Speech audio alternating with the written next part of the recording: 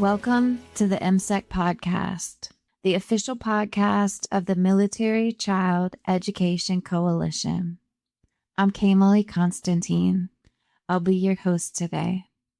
At MSEC, we are always trying to give adults strategies to help children. When you are contending with a myriad of stressors, especially if you're a child, things can quickly feel out of hand. Touched on during our talk today, ACEs, or adverse childhood experiences, are traumatic events that are out of a child's power or control.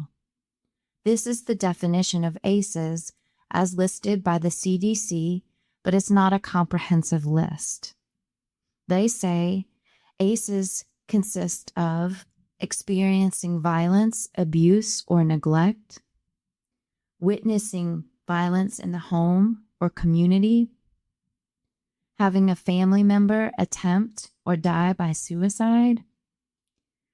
Also included are aspects of the child's environment that can undermine their sense of safety, stability, and bonding. Examples can include growing up in a household with substance abuse problems, mental health problems, instability due to parental separation, instability due to household members being in jail or prison. The examples above are not a complete list of adverse experiences. Many other traumatic experiences could impact health and well-being. This can include not having enough food to eat, experiencing homelessness, or unstable housing. These experiences are really heavy, and they have consequences. While ACEs do indicate higher outcomes of negative and chronic health conditions, toxic stress, mental health disorders, and poor social outcomes, as soon as family and community members begin wrapping around children with protective care factors, children immediately begin feeling these effects. Using these protective factors make measurable and significant impacts in the lives of children, and any adult who is around these children can influence these outcomes. At times, being a child in a military-connected community can be daunting. Learning new faces and places on the regular is hard for anyone. What if you were a child contending with this circumstance and one or two or several ACEs? What if you are an adult helping a child in these circumstances? Today, we have the pleasure of speaking with Dr. Whitney Raglin Bignall, the Associate Clinical Director of the Kids Mental Health Foundation. The foundation provides free, expert-created resources to all communities so people can understand and support children's mental health. The Kids Mental Health Foundation has a deep belief that emotional and physical well-being deserve equal weight when considering a child's overall health. One of their important and unique approaches is focused on prevention of a crisis through strengthening well-being rather than supporting an emergency situation. To date, the work has reached more than 15 million people across the United States. Hi, Dr. Whitney. Thank you so much for joining us today. It's honored to be here. Yeah, it's great to see your face and hear your wisdom today. So I was hoping maybe you could just start out by telling us a little bit about you, about your work, like what are you trying to do with all of your experience and your day-to-day? So just, yeah, tell us a little bit about who you are. So I'm a pediatric psychologist by training. So that means I work inside a medical clinic with kids. And so when I see patients, I work within a primary care office. But the majority of my time is as the associate clinical director of the Kids Mental Health Foundation. And so with the Kids Mental Health Foundation, I also lead all of our impact and community engagement work. And so a lot of that requires us creating content, resources for be important adults in kids' lives so that they can understand and build mental wellness for kids. And why I love that is because I know and we know that there's a mental health crisis out there. But there is just unfortunately just not enough treatment providers out there. So how can we go upstream and get ahead of it? It's by building mental wellness. And so a lot of my work with my colleagues is to think about how can we get these mental wellness resources and information in the hands of all of these adults who see kids all the time. And when we say adults, we're thinking about their parents, of course, but any other caregivers, teachers, coaches, after school staff, even their primary care providers. Like we're thinking about how we can get everyone the information. And we're really thinking about three things. We want to break stigma, which we know is still a huge thing out there. We want to build literacy. So get all of us talking about mental health and understanding it at the same level. And then really we want to work on building skills. So how do we have the tools to know how to take what we're learning and putting them into. Mm-hmm.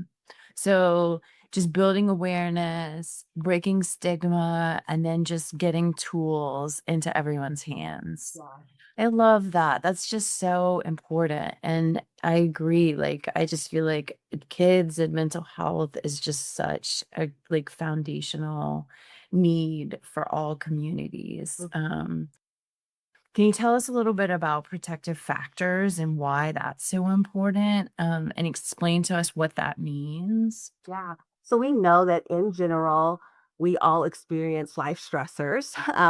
And many of us might experience an adverse event like an ACE. But a protective factor either helps reduce the risk of mental illness or the risk of the effects of experiencing some trauma that or challenge that you might experience in your life.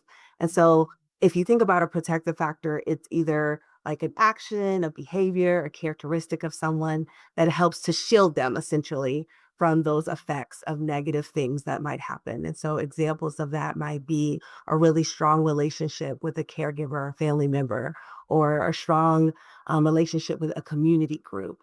Because of those relationships, it might help shield from when someone experiences something really traumatic or have a challenge in their life.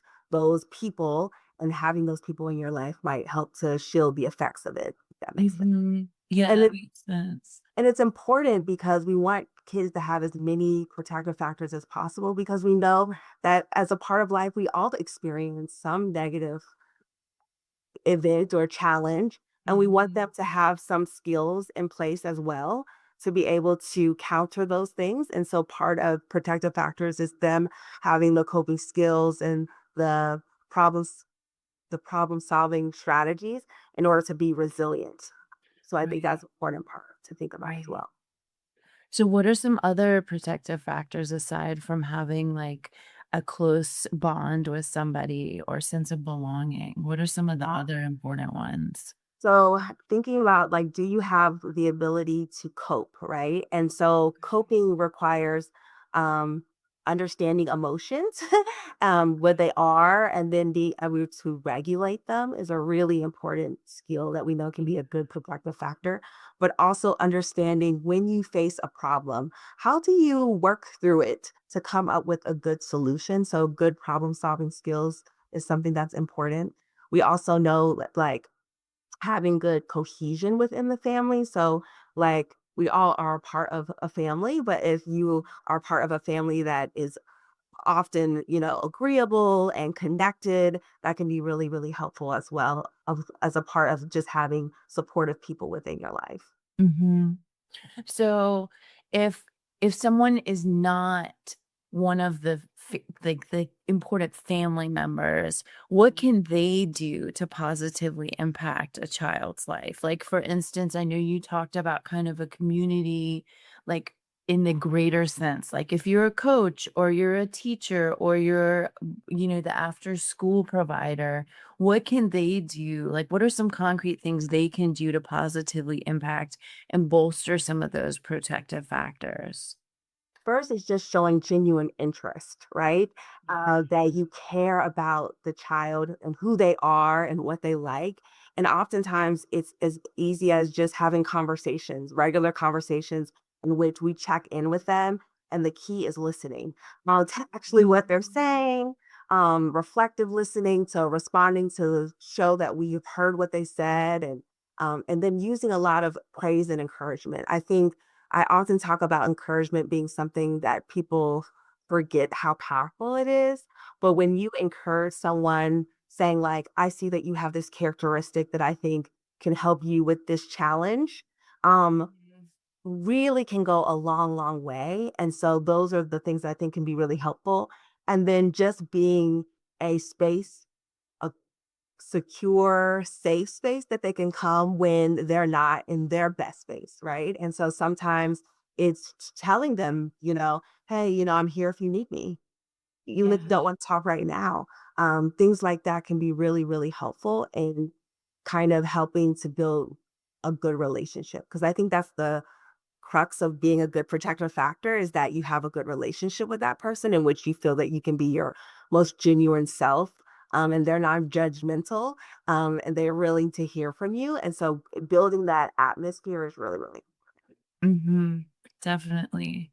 Well, and what you say about the praise, like, I love that in terms of, like, noting a particular characteristic in terms of how that can be such a benefit to the child in terms of a way that they can use it as a strength in problem solving. Like, one of the things that I try to do with my kids and when I was still in the classroom being an educator, like, I would be very specific about that. I noticed that you were very thoughtful in the way that you held the door open for your classmate. That was really patient. I appreciate that. Like, just really, instead of being like, that was nice, like, I think that it's like what you were talking about in terms of being able to name your feelings. It's like language can be such an important helper in terms of being able to talk about, like, just talk about the situation and really help build communication skills. Um, Appreciate you say that. Like, I agree. Being as specific as possible about what you see, I think goes mhm, a long way so that they totally label the action or the characteristic that you think is good, mhm. because we know that that reinforces it. And so, yeah, being as specific as possible, I think, is so important. Yeah, definitely. Um, well, and I think sort of in respect to like mental health challenges, what in your mind, like looking at children, because I think the mental health crisis, in our culture, in our society, in our country, in the United States, I think it's, endemic to everybody right now, adults as well as young children, older children, young adults. But what do you think makes young children like more resilient and have a greater ability to be able to practice strengths because of their age group? And I think conversely, like, what makes them more vulnerable? I think what helps them to be resilient is that they are learning, and they're in this learning space of their lives. And so I think that helps, that this is a time where we can teach them these Mhm, skills and we can be providing them multiple opportunities to learn different things. It's just part of how their structure and their environment is going throughout the day. It mhm, also lends themselves to, because they're typically in school and participating in different places, hopefully, that allows us to help them to develop different relationships with mhm, others that I'm hoping will help to protect their mental health. Um, and I also think that, like, they have not experienced, well, as adults, we start to experience more and more of the, like, reality of some of the hardships of the reality of life. And I think as a child, sometimes they're shielded from those things, mhm, which can be helpful over time.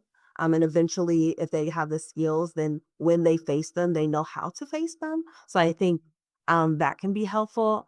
I think what makes it hard for them is that oftentimes they may experience challenges and they don't have those skills. They don't know how to regulate their emotions yet, um, or have the ability to learn, or they have not learned how to problem solve. Um, so it's challenging, and there are a lot of things that are out of their control, that I think is really important to kind of think about, is like their day is often dictated by us as the adults in their lives. And Yeah. so, that can be a good thing, but sometimes that can also mean that depending on the environment in which they live, they can be exposed to lots of things that they shouldn't be. And so that can often, those things, like, if they don't have resources, if parents are struggling with their own mental health or substances or other things, or Mhm. just not able to have the kind of connection that we know kids really need, that can Right. definitely put them at risk for higher challenges as they get older. Right. Yeah.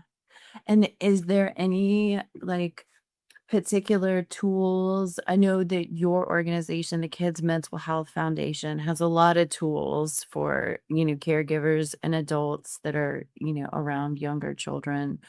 Um, but if you have a situation where there is a child who has a lot of emotional dysregulation and tantrums and is just having a hard time, is there a specific approach that you recommend to those adults that are in that child's life? Yes, like I think it's important to, I call it the ABCs of behavior. And basically the A stands for the antecedent, the B is the behavior, and the C is the consequence, what happens after. So you see the tantrum, it's in front of you and it's happening. But I often want to know, like, what was the cause, the trigger, the thing that started this tantrum, right? Okay. Is there patterns that we're starting to see that oftentimes starts the child to behave in this way? And so sometimes I have parents think about, like, especially for young kids, are they hungry? Are they Mhm. tired? Are they Mhm. overwhelmed? Like, because sometimes it's those things that are causing the tantrum, or like playing a huge role in why the child is struggling to regulate. And if we work Yeah. on getting them something fed, or giving them some space away from a big crowd, or if it's too overwhelmed, like sometimes we can eliminate some of those behavioral problems. So sometimes it's trying to understand, like, is it every time that we say no to Uh-huh. something they want? Um, Things like that. Is just understanding what happens before, and then what do we do, or how do we respond after they do the tantrum? Because one of the things that I think we have to think about is how we respond can sometimes inadvertently reinforce them to do it over again. Mhm. So like if we say no and they throw a tantrum and then we give it to them because we want them to stop, they now have learned that all I Right. have to do is throw the tantrum and I get what I want. Mhm. And so part of learning the ABCs and to take it apart is to kind of understand the patterns so that we can then think through making sure that we respond in a way that doesn't increase them, but then also understanding, are there factors that are starting them off that we can use a distraction, or we can make sure they got good night's rest, or we can do something like that to help reduce them. The other thing that I think is important, and I tell all adults this, and I think it's one of the hardest things, is staying calm ourselves. Because when our Mhm. kids are, and I have a 3-year-old, okay, so this is me Okay, so talking to yeah. myself too. Like, when our kids are having a meltdown or a tantrum, it is so hard to stay calm and to Mhm. not allow that energy to get us elevated. And now that we're or yelling or responding in a way, because Mhm. oftentimes if we elevate, it doesn't help the situation, right? And so Mhm. we need to stay calm so that we can think through how to support them in the best way. And so I think that is one of the hardest things, but it's one of the best ways in which I think reducing those tantrums and helping them to eliminate over time, um, is us being able to regulate our own emotions, and stay Mhm. calm. So Mhm. I oftentimes think about those things. But then on our website too, for like younger kids, we have a resource, and we have things that help think about teaching kids how to use their words and how to teach them emotional regulation over time. Because I think Right.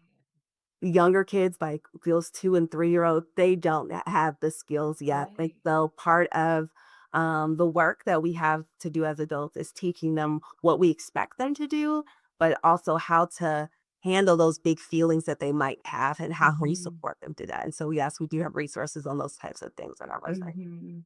that I think. Yeah. Yeah, it's so tricky. And even I have a 4-year-old and it's still so tricky. Like Mhm. he gets so worked up so fast. And I'm like, what is happening?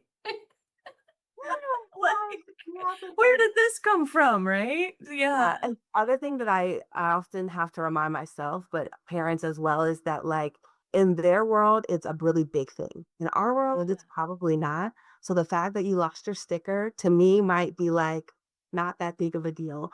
But Mhm. for them, that sticker, that toy, whatever is changing is really big deal for that. And so keeping that in mind about they're really upset because this thing is a big deal for them. And so to normalize having big feelings and feeling upset. And it's okay to feel upset, but Mhm. here are the ways in which we have to act when we're upset. And this is what Mhm. helps us to calm down is important. Yeah, definitely. Definitely. Well, so generally, I was wondering if you could talk a little bit about kind of the trends of mental health. I know in the past 5 years, 6 years in particular, we've seen a shift in our country at large. And I was wondering, sort of, I know one of the keystone things that your organization and you personally as a professional are targeting is working against the stigma of mental health. And I was just hoping that maybe you could tell us a little bit about what you've seen shift in the past, years, however long you want to scope it, about that and just what you've seen change and changing regarding the stigma. I would say, especially with COVID coming, I think it brought an awareness that kids are struggling. It Mhm. Not that I don't think people knew before, but I don't think they knew to the degree to which kids were struggling. And I think Mhm. being at home with kids and in this unfortunate situation with the pandemic, like it kind of spotlighted how hard kids are struggling.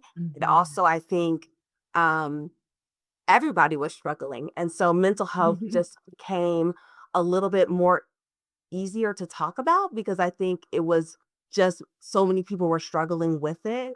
And so over the last 5 years, I have seen, especially like on social media and things like that, people seem to be more open in sharing and talking about their experiences with it and wanting to bring more awareness more than ever before. I've seen that happening.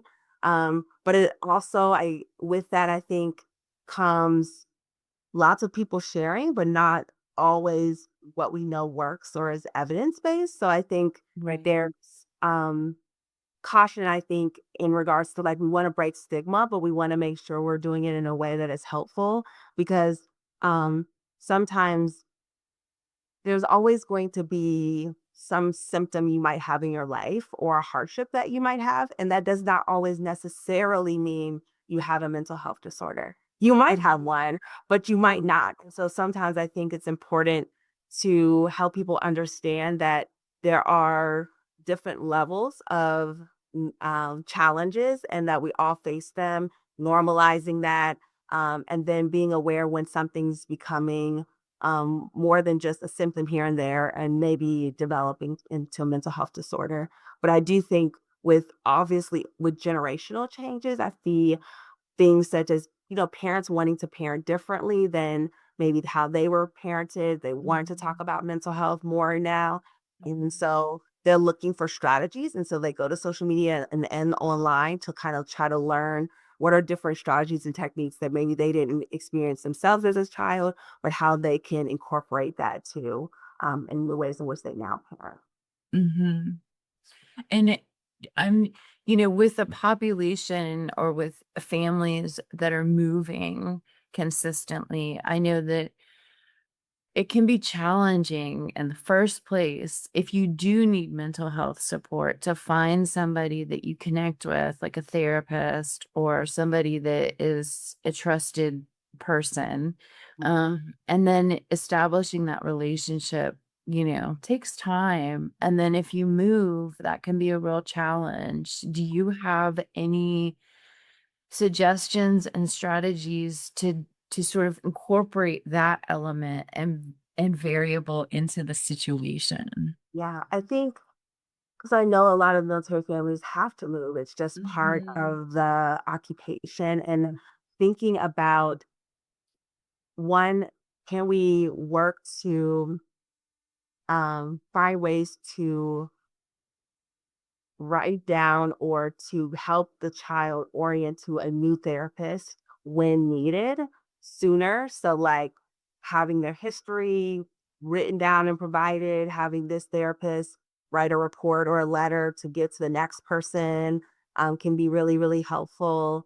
Um, and then also, I think it's a lot of preparing the child about the hardship and the we are probably going to meet this therapist and they're going to be great.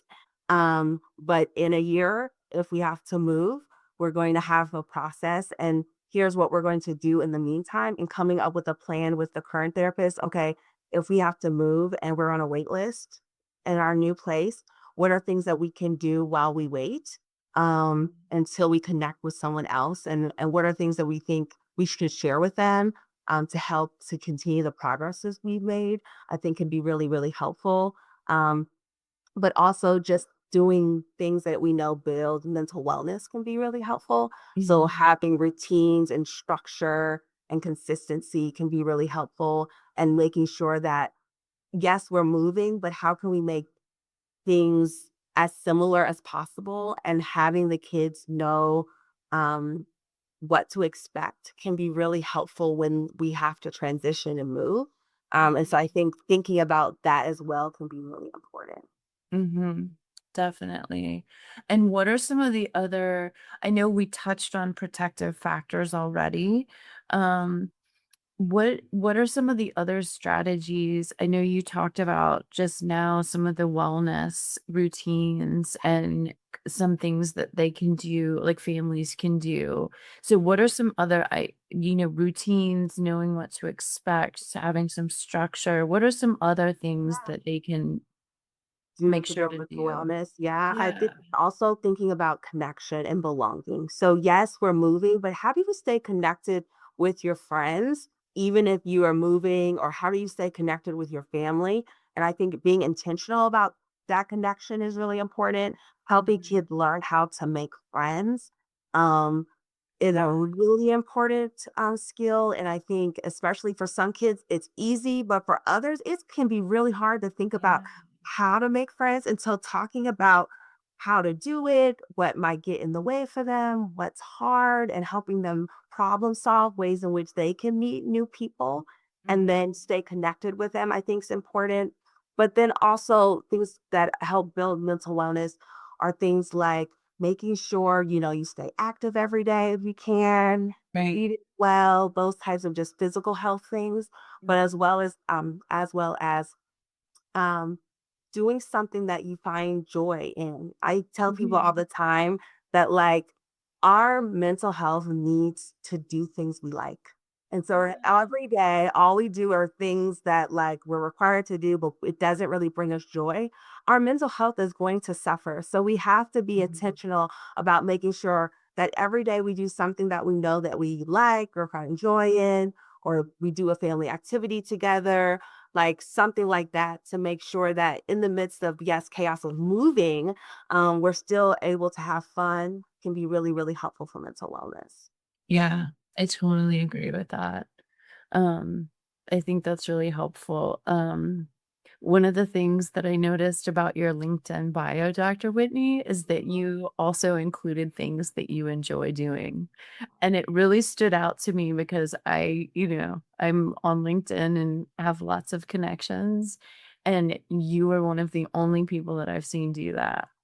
And it struck me because I was just like, that's awesome. Like, it's so I mean, it's so important. I Mhm. really think that's so valid. So, what to do if you are the adult helping the child who is facing multiple stressors?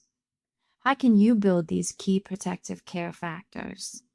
Dr. Whitney's advice, in addition to building a sense of belonging with the child, and in addition to deep listening and no judgment, she directs us to do something that brings you joy. The broaden and build theory of positive emotions, brought to us by Fredrickson in 1998, proposes that positive emotions are evolved adaptations that function to build lasting resources. Unlike negative emotions, which narrow attention, cognition, and physiology toward coping with an immediate threat or problem, positive emotions produce novel and broad ranging thoughts and actions that are usually not critical to one's immediate safety, well being, or survival. Over time, however, these novel experiences aggregate into consequential resources that can change people's lives. For example, idle curiosity can become expert knowledge, or affection and shared amusement can become a lifelong supportive relationship. Positive emotions forecast valued outcomes like health, wealth, and longevity because they help build the resources to get there.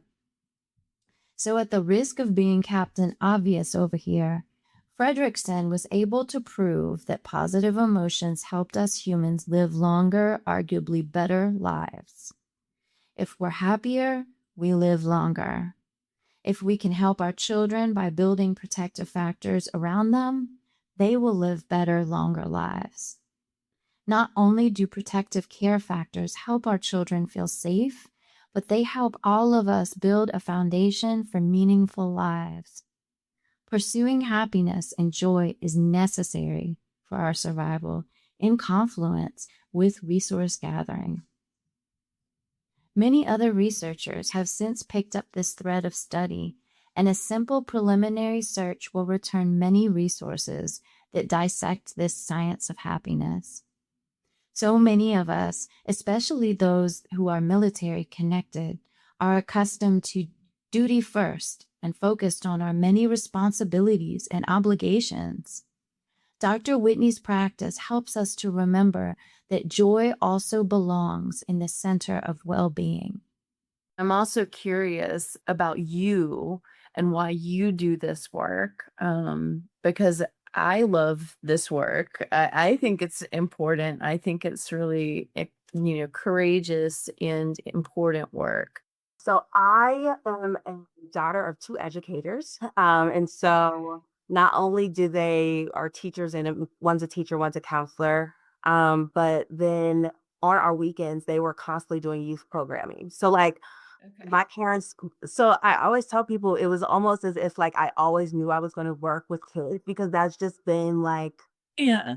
my life, so essentially, like, what was modeled to me, but then the summer before college, my dad started the Families for West Virginia, and I worked at a summer camp, and at that summer camp, um, the foster kids in particular, for whatever reason, really bonded with me. And so we really connected. And sometimes they had acting out behaviors, but it got better over the summer as I talked with them and they spent more time with me. And so there was something about that that like helped me realize the power of like making a difference in a kid's life, even if they've Mhm. had adverse challenges.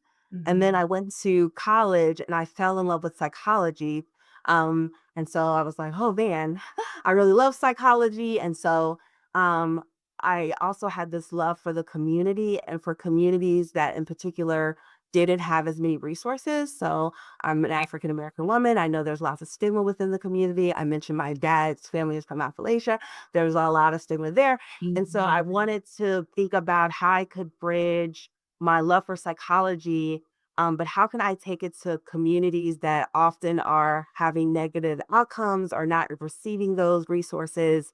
How can I help?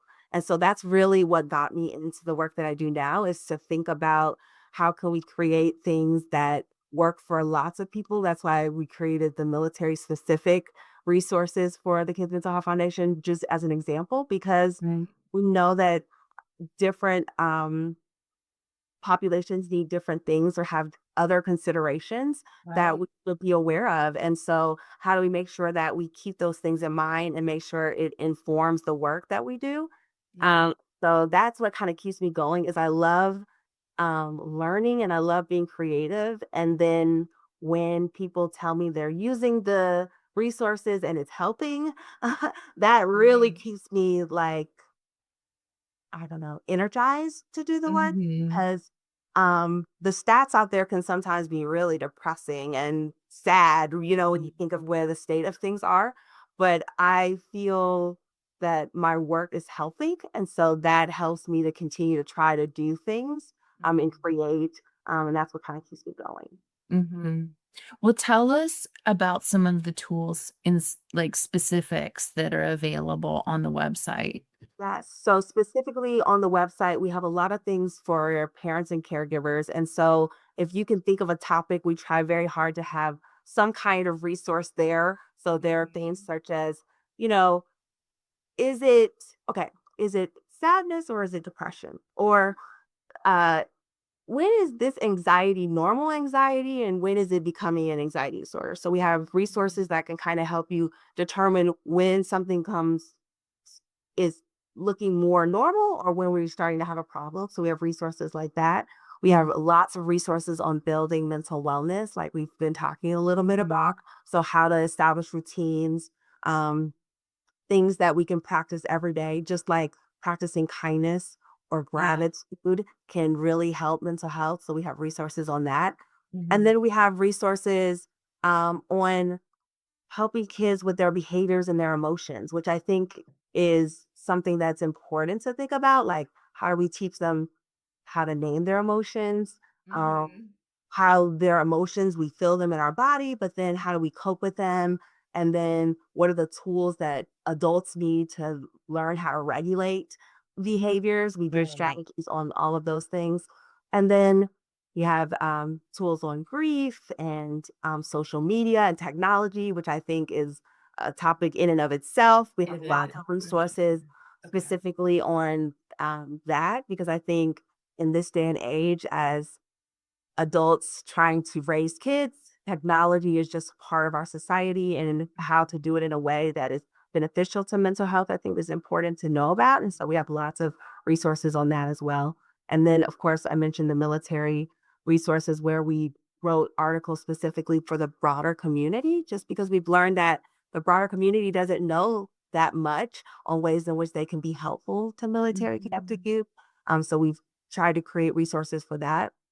So that's like part of the part of the website that's aimed at parents and caregivers. But we also have a lot of resources for educators, because we want teachers spend so many hours with kids a day, and we know that the social emotional learning and ways in which mental health can impact academics. And so we really want to make sure that educators have tools and things like that in which they can do in the classroom to build mental wellness as well on our website.